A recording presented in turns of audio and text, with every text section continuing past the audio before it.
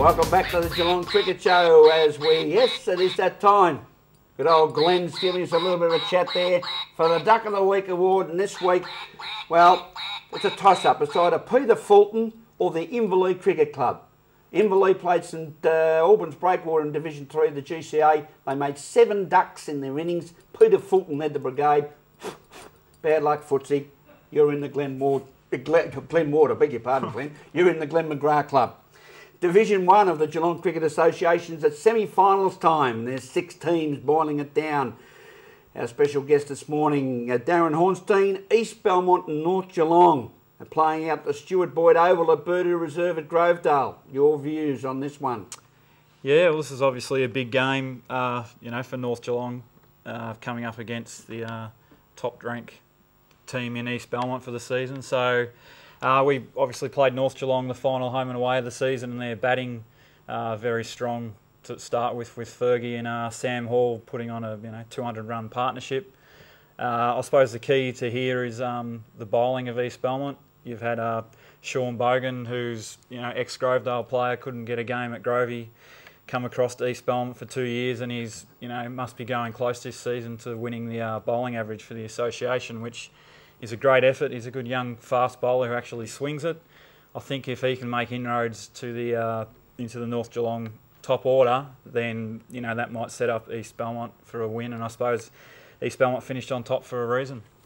Tim Michell, your view on the East Belmont versus North Geelong game? Yeah, I think Darren's hit the nail on the head there perfectly. If they can make early inroads, East Belmont, then they'll be on the way to victory. A lot might depend on how North Geelong handle that finals pressure. There's some younger guys in that side that haven't seen a lot of finals, but it is a credit to North Geelong that they managed to scrape in. They'd have to give themselves a chance because they have been in fantastic touch with the bat over the last few weeks. And one of the guys that you've got to watch at the top of that North Geelong order is Sam Hall, coming in off 2 fantastic tons in the last 2 rounds of the season. So one of the guys across all the GCA competitions that's in fantastic touch. If I had to tip, I'd be saying East Belmont, but would not be surprised if North Geelong gave them a real test.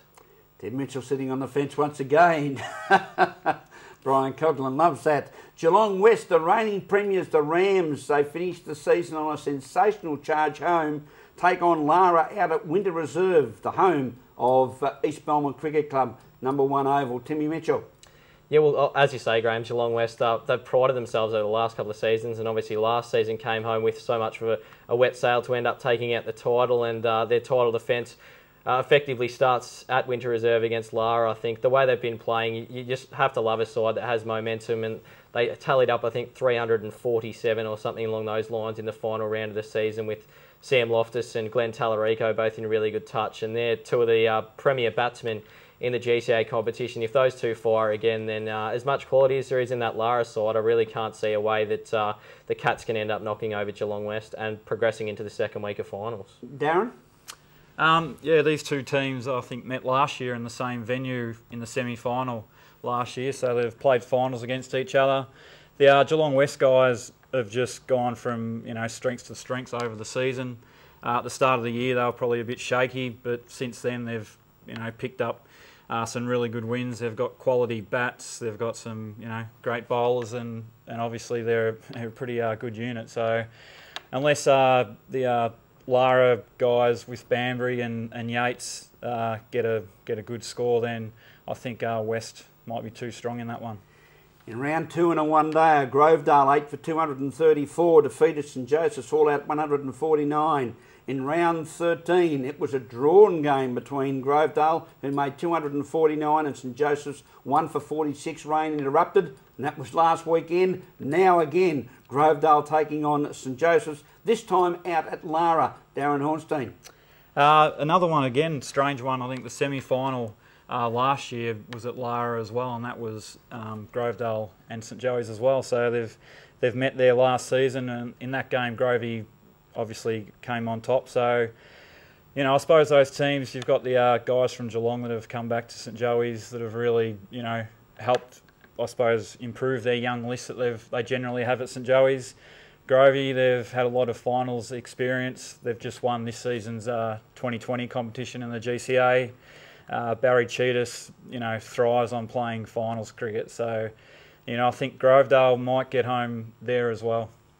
Tim, it will be an interesting challenge, and as Darren has mentioned, the leadership of David Morgan and Daniel Fanning have played a very important part of St Joseph's getting to where they are today. It certainly has, and I think Daniel Fanning, obviously one of the favourites for that Jack Singh medal with the fantastic season he's had with bat and ball. He's going to play a huge role in this one. If he can get a few runs and really set St Joseph's on the way to a big total today, then it might end up being that they do end up knocking off Grovedale in this one. I think, and we've seen it a lot out at Lara this year, it's a ground that normally there's some very high scores, at least 200 plus scores, and whichever side does end up batting today can probably set themselves on the way to victory if they can get 250 plus, really put the pressure on, and it's always tough to chase runs with that little bit of added pressure on in finals. So a lot might depend on the toss. Whichever side can bat and take some ascendancy out there today might end up being the side that wins it out of Grovedale and St Joseph's.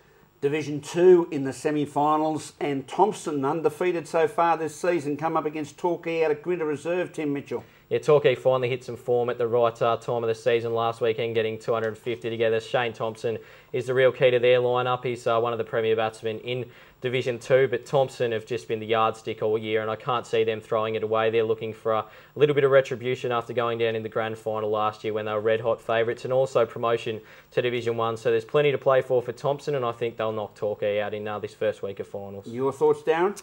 Yeah, it's tough to go past Thompson, who've gone through the season undefeated, although we're not quite sure about if they'll be champions, if they've had the draw of the final round, so we'll see what that means.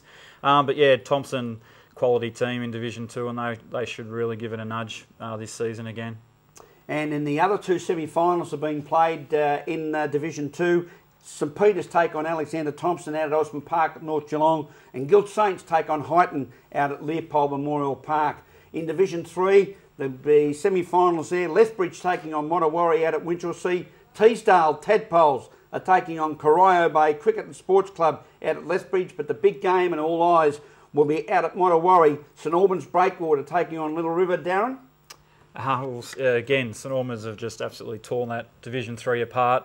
They've got a quality team that can no doubt match it against some of the better teams in Geelong. So, I can't really see St Albans, anyone coming close to St Albans. Tim Michell, your view? Yeah, I have to agree. I think St Albans will end up in Division 2 next season. They've just dominated Division 3, and there's no reason that they shouldn't take out the premiership. There's that little bit of added pressure, as I mentioned, in finals, and they have come close in a couple of games this season, but I really think Justin Miller will have his boys primed. They'll step it up, and St Albans will end up setting themselves on the way to a premiership in Division 3 with a victory against Little River. It's finals time in Geelong cricket. Thanks for being with us. Until next week, Wallo saying, catch ya.